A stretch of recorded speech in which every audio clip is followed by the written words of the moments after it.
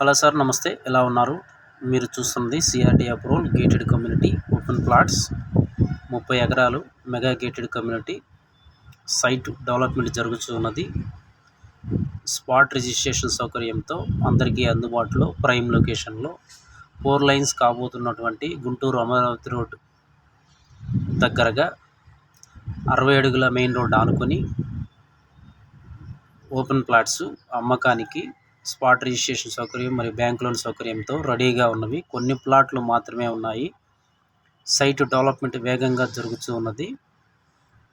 గజం కేవలం 22,000 రూపాయలు మాత్రమే.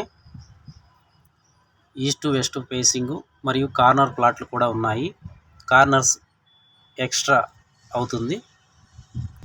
పూర్తి వివరాలకు సంప్రదించండి 7396667776.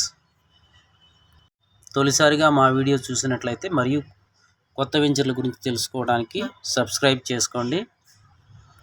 క్యాపిటల్ అమరావతి ప్లాట్ల గురించి డిసెంబర్ నెల నుండి చాలా వేగంగా అమరావతి రాజధాని పనులు జరుగుతాయి కాబట్టి రేట్లు పెరిగే అవకాశం ఉంది. కాబట్టి ప్లాటు తీసుకోవాలనుకునేవారు ఇలాంటి సమయంలో తీసుకోవటం మంచిది. Thank you sir. Grand welcome. పారిశ్రామిక ఆంధ్ర 2047 మరో 20 ఏళ్లలో జరగబోయే పారిశ్రామిక ప్రగతి గురించి కంటున్న కళ ఇప్పుడే సాకారం కాబోతోంది. మరో 3 ఏళ్లలో పూర్తి రూపు సంతరించుకోబోతోంది అంటున్నారు CM Chandrababu.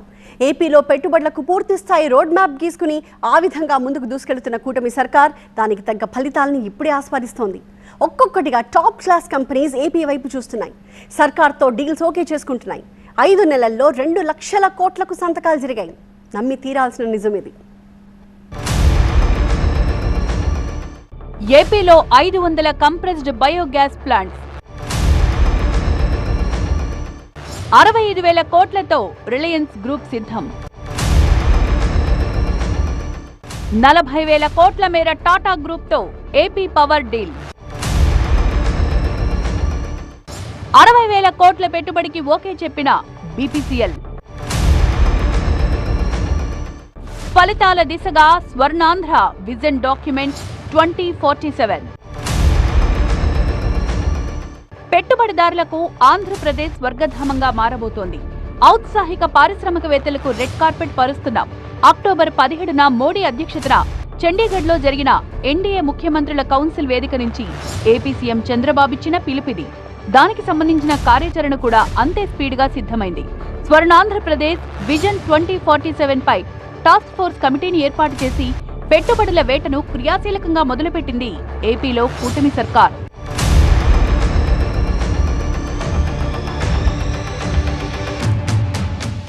Vision 2047 task force committee తొలిసారిగా సోమవారం అమరావతి సచివాలయంలో భేటీ అయింది. Tata group executive chairman Chandrasekaran, CII director general Chandrajit Banerjee, GMR group chairman GM Rao, L&T chairman SN Subrahmanyan, TVS company chairman Venu Srinivasan, Apollo ప్రతినిధి Preetha Reddy, Piramal group chairman Ajay Piramal, Reddy labs chairman Satish Reddy, ఇలా అనేక మంది పారిశ్రామిక దిగ్గజాలతో మేధోమదనం చేశారు CM Chandrababu. Swarnandhra vision document 2047 పై కూటమి ప్రభుత్వానికున్న ఆలోచనల్ని, అభిప్రాయాల్ని షేర్ చేసుకున్నారు. భవిష్యత్తులో 15% వృద్ధి రేటు లక్ష్యంగా ప్రణాళికలు సిద్ధం చేస్తున్నామన్నారు ముఖ్యమంత్రి చంద్రబాబు.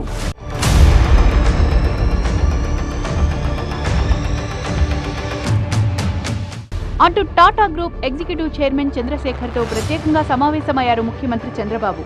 పర్యాటకం, పారిశ్రామిక అభివృద్ధికి ఊతమిస్తూ వీళ్ల మధ్య డీల్స్ కుదిరాయి.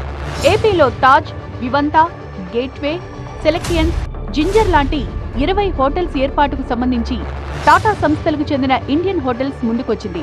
విశాఖలో కొత్తగా ఐటీ డెవలప్మెంట్ సెంటర్ ఏర్పాటు ఇప్పటికే ఖరారైంది. దీంతో దాదాపు 10,000 మందికి ఉపాధి దొరుకుతుంది. 5,000 మెగావాట్ల సౌర, పవన విద్యుత్ ప్రాజెక్టుల ఏర్పాటుకు సంబంధించి కూడా ఒప్పందం కుదిరింది. ఇందుకోసం 40,000 కోట్లు ఇన్వెస్ట్ చేయబోతుంది టాటా పవర్. ఏపీ అభివృద్ధిలో టాటా గ్రూప్ ఒక ముఖ్య వాటాదారుగా కొనసాగుతుంది అన్నారు సీఎం చంద్రబాబు. మరో కార్పొరేట్ దిగ్గజం రిలయన్స్ ఇండస్ట్రీస్ కూడా ఆంధ్రప్రదేశ్ వైపు ఆసక్తిగా చూస్తోంది.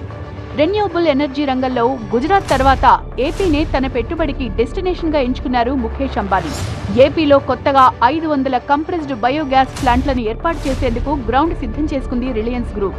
ఒక్కో ప్లాంట్ కి దాదాపు 130 కోట్ల చొప్పున ఏకంగా 65,000 కోట్లు ఇన్వెస్ట్ చేస్తోంది.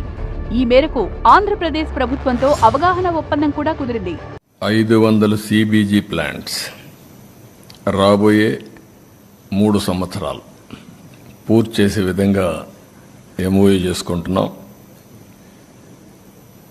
దీనివల్ల దగ్గర 130 కోట్ల ప్లాంట్లు, ఒక్కొక్క ప్లాంట్ వచ్చి 130 కోట్లు ఖర్చు పెడుతున్నారు. దగ్గర 65,000 కోట్ల రూపాయల ఇన్వెస్ట్మెంట్తో ఈ మెగా ప్రాజెక్టుతో 2.5 లక్షల మందికి ఉపాధి లభించింది.